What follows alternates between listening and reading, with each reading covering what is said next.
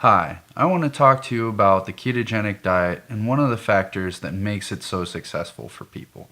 People say, what's the secret of the ketogenic diet? Some people will point to metabolic advantage, some people will point to ketosis as the process by which fat tissue breaks down. So if you're looking for fat loss, to accelerate that process would make sense.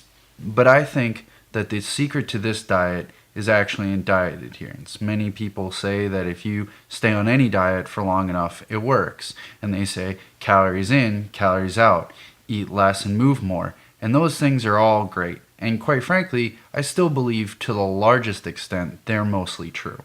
However, all of those things put aside the basic question, how do I do that, keep my energy up, and not feel terrible? How am I not hungry all the time? So diet and weight loss to me is less a question of energy and calories and more a question of how you feel.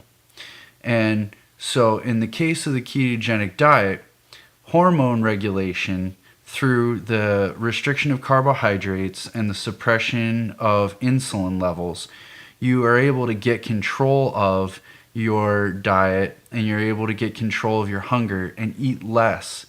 And so the reason that you're able to stay on this diet is because it doesn't rely on willpower. It doesn't rely on the idea that you know you've had your food for the day and you can't have more food and so you have to cut yourself off. Now, some people will argue this and say, well, you still need to have a calorie restriction at some point, which I agree. And especially if you're in month 1 and you're watching this video, I think you should eat whatever you want for now. Now, you should restrict your carbs and whatever, so I mean by whatever you want, I'm talking calorie amounts. But when you hit the weight loss phase of this diet, you're going to have access to your fat stores, your hunger is going to drop way back, and you're going to be able to reduce the number of calories you have quite substantially without being hungry. And so the key to this diet is that you're able to stay on it. And the reason that you're able to stay on it is that it focuses on insulin, and insulin is one of the primary hormonal drivers of hunger. So the question isn't, how do I lose weight? Everybody knows that you eat less food. But the question is, how do I lose weight comfortably? How do I want to eat less food? The answer is you look at the hormonal factors like insulin, you control insulin, and the primary way to control insulin is regulation of carbs.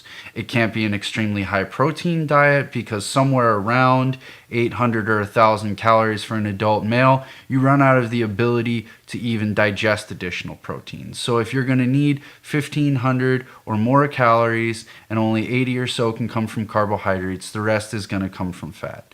So, in conclusion, the ketogenic diet works primarily because people can stay on it. People can stay on it because it focuses on the hormonal factors of appetite and hunger, which are primarily driven by insulin.